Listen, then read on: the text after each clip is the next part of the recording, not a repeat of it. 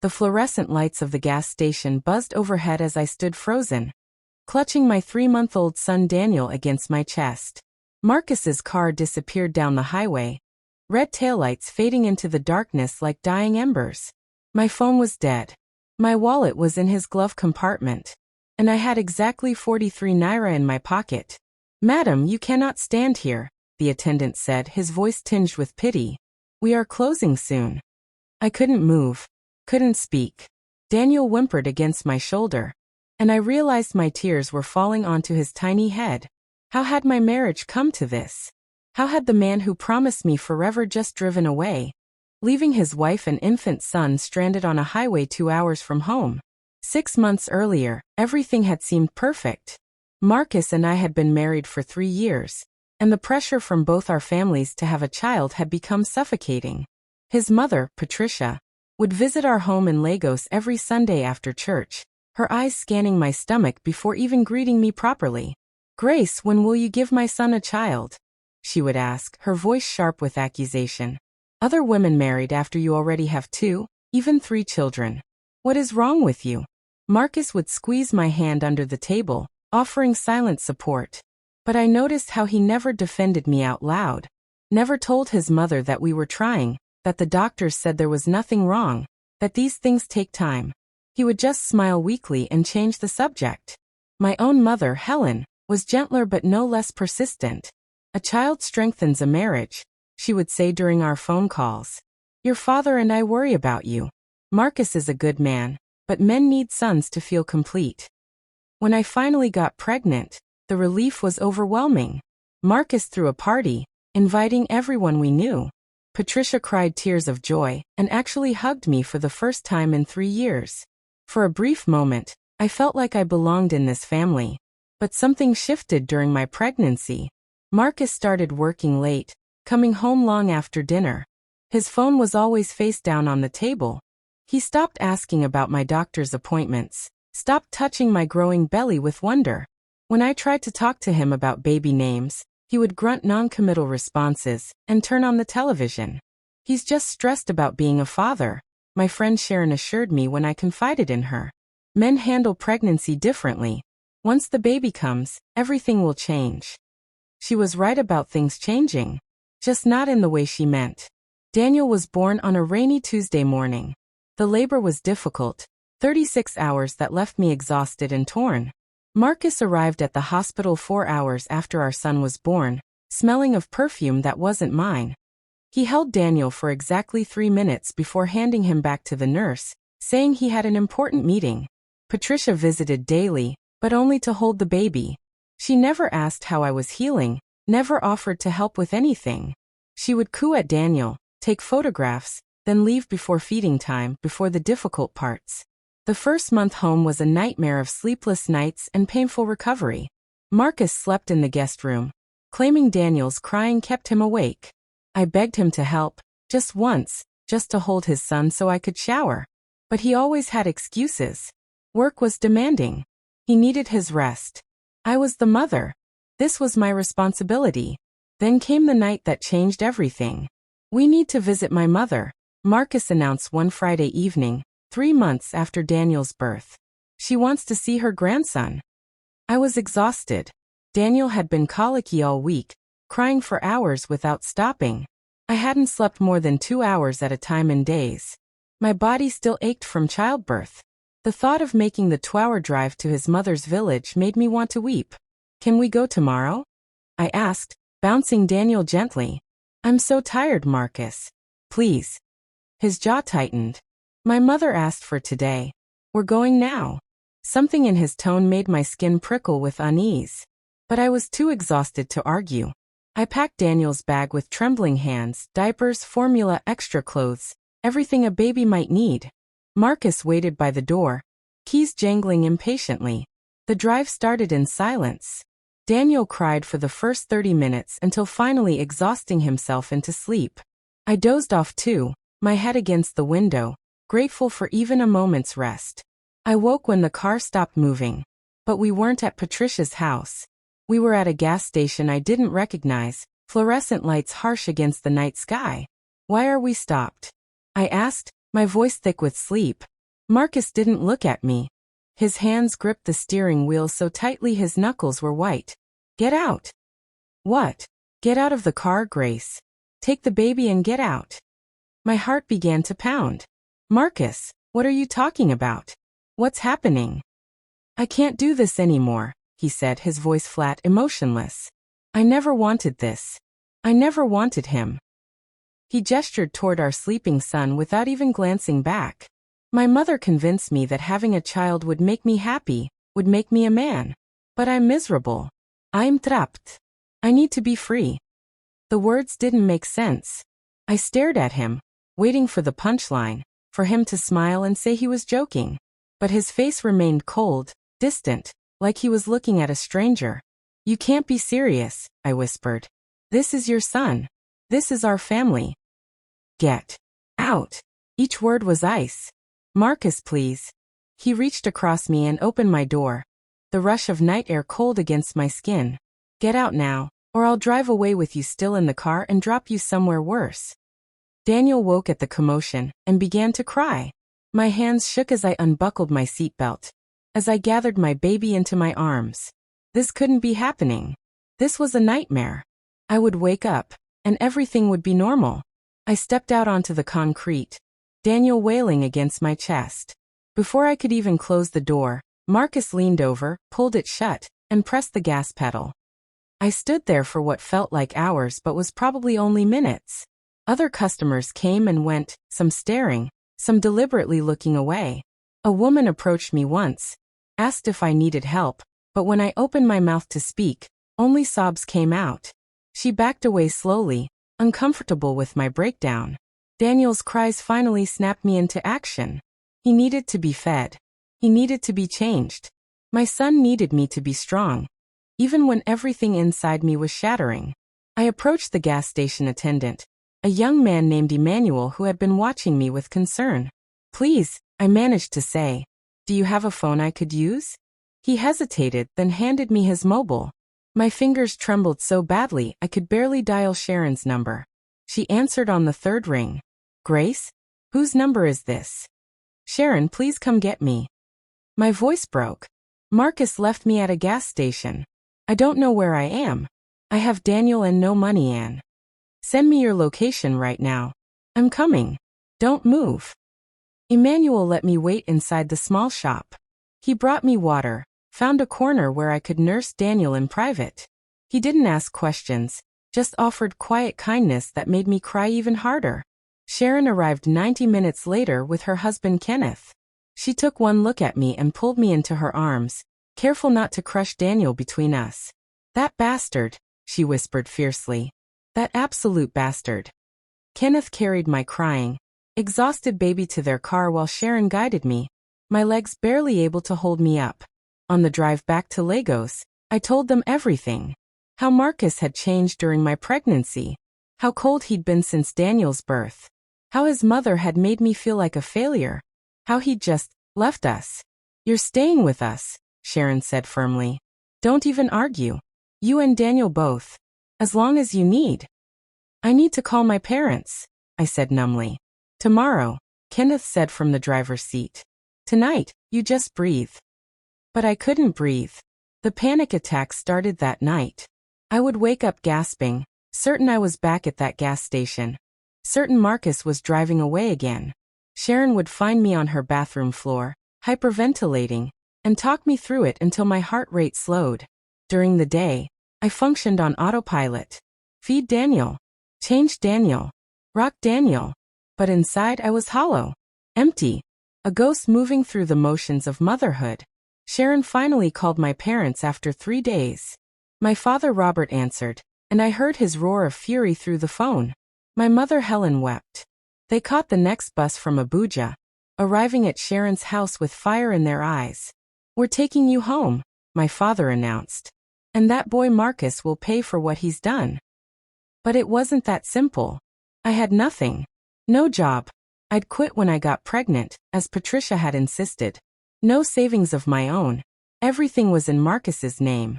No evidence of what he'd done except my word and Sharon's testimony. My father went to Marcus's house, Pounded on the door until a neighbor called the police. Marcus wasn't there. He'd disappeared like smoke, like he'd never existed at all. Patricia answered my father's calls once. "My son is suffering because of your daughter," she hissed. "She trapped him with that baby. He's doing what he needs to do to survive. You should be ashamed of raising such a manipulative woman." Then she blocked his number. Days became weeks. Daniel thrived despite everything, growing stronger, more alert. But I was drowning. Every time I looked at my son, I saw Marcus's rejection. I loved Daniel desperately, but the weight of what his father had done crushed me. My mother moved in with Sharon's family to help with Daniel, while I tried to find work. But who would hire a woman with a 3-month-old baby and gaps in her resume? I applied everywhere, faced rejection after rejection. Then Sharon's husband Kenneth made a suggestion that changed everything. "My sister runs a small importing business," Kenneth said one evening. "She needs help with administration. It's not much money at first, but she's willing to let you bring Daniel to the office." Pride wanted me to refuse. But Daniel needed formula, diapers, doctor visits. I swallowed my pride and took the job. Kenneth's sister, Patience, was a stern woman in her 50s who ran her business with military precision. But she was fair, and she kept her word about Daniel. She converted a storage room into a small nursery where I could work and watch my son simultaneously. The work was hard, managing invoices, coordinating shipments, dealing with difficult clients. But it was also salvation. Every task completed was proof I could survive. Every paycheck was proof I could provide for my son without Marcus. I moved out of Sharon's house after 4 months, renting a tiny 1-bedroom apartment in a less expensive area of Lagos. My mother wanted me to return to Abuja, but I refused. Lagos was where I'd build my life. Lagos was where I'd prove I was more than the woman abandoned at a gas station. Meanwhile, Marcus's life was unraveling in ways I only heard about through gossip. He'd been having an affair during my pregnancy, a woman named Vanessa who worked at his office. She'd convinced him that being a father would ruin his life, that I was trapping him, that he deserved better. When he abandoned us, he moved in with her immediately. But Vanessa had expensive tastes and no patience for a man facing public shame. Word spread quickly about what Marcus had done. His friends stopped calling. Colleagues at work treated him coldly. His boss, a father of 4, demoted him after hearing the story. Patricia tried to defend her son, spreading lies that I'd been unfaithful, that Daniel might not even be Marcus's child. But DNA doesn't lie, and when my father forced the test through legal channels, it proved what everyone already knew. Daniel was Marcus's son. And Marcus had abandoned him anyway. Vanessa left Marcus after 6 months, when his money ran out. He lost his fancy apartment and moved back in with Patricia. His mother finally saw what her enabling had created. A son who took no responsibility, who blamed everyone else for his choices. I heard he tried to contact me once, a year after the abandonment. He showed up at Kenneth's house, asking for my number. Kenneth slammed the door in his face. I threw myself into work and motherhood. Daniel's first words, first steps, first everything. I documented it all, building a life story that had no room for the man who'd left us. I got a promotion. Then another. Patience began training me to take over parts of her business. During the day, I was strong. But at night, the trauma lingered. I couldn't date, couldn't trust anyone enough to let them close. The thought of depending on a man again made my skin crawl. I built walls so high, no one could hurt me again. Daniel turned 5. 5 years since that gas station. 5 years of nightmares and panic attacks and proving myself over and over. 5 years of being both mother and father to a child who deserved better than the cards he'd been dealt. Then came the day I saw Marcus again. I was at a business conference at the Eco Hotel, representing Patience's company in negotiations with potential new partners. I'd worked for 3 years to reach this moment. To be trusted enough, respected enough, skilled enough to close major deals. Daniel was with my mother for the weekend. I wore my best suit, carried a leather portfolio, walked with the confidence of someone who'd earned every single step forward. The conference hall was massive, filled with hundreds of business professionals networking, making connections, building futures. I was speaking with a potential client when I felt eyes on me. I turned.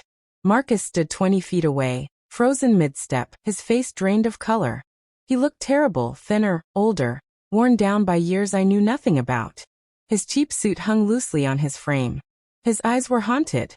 For a moment, I couldn't breathe. 5 years collapsed into nothing. I was back at that gas station, holding my infant son, watching taillights disappear. Then I felt a hand on my shoulder. Gentle. Supportive. "Grace, are you all right?" Kenneth asked. He'd come to the conference as Sharon's representative for her new catering business. "Do you know that man?" Marcus's eyes widened further at Kenneth's protective presence. Then Sharon appeared on my other side, her expression thunderous as she recognized him. "Is this him?" she asked quietly. "Is this the man who left you?" I nodded, unable to speak. Marcus took a step toward us. "Grace. Grace, please. I need to talk to you." "Stay where you are," Kenneth said firmly, stepping slightly in front of me. But something in me needed to hear this. Needed to look him in the eye and hear what possible excuse he thought could justify what he'd done. "Let him speak," I said, my voice steadier than I felt. Marcus's hands shook as he approached. Up close, I could see the defeat in every line of his face. "Grace, I'm so sorry. I've wanted to find you for years, to apologize, to explain." "Explain?" The word came out sharp as glass. "Explain how you left your wife and infant son at a gas station? Explain how you drove away from your own child like we were trash." I was confused. I was scared. Vanessa convinced me that. "Don't you dare blame another woman for your choices," Sharon interrupted. "You did this. You." Marcus's face crumpled. I know. Every day for 5 years, I've regretted it. I lost everything, Grace. My job, my friends, my dignity. Even my mother finally saw what I'd become. She barely speaks to me now. "Good," I said coldly. "You deserve everything you got and worse." "Please," he whispered. "Please let me see my son. Let me try to make this right. Let me be a father."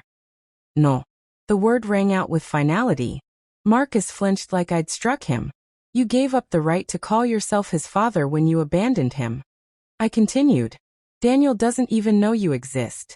He calls Kenneth Uncle Kenny, and lights up every time he sees him. He has male role models in his life. Good men who show up, who care, who don't run away when things get hard. But I'm his father. Biologically, yes. In every way that actually matters, you're nothing to him. And after what you did, you never will be." Marcus's knees seemed to buckle. "Grace, please. I've changed. I'm different now. I go to therapy. I've been working on myself. Give me a chance. Why should I give you anything?" I stepped closer to him, voice low and fierce.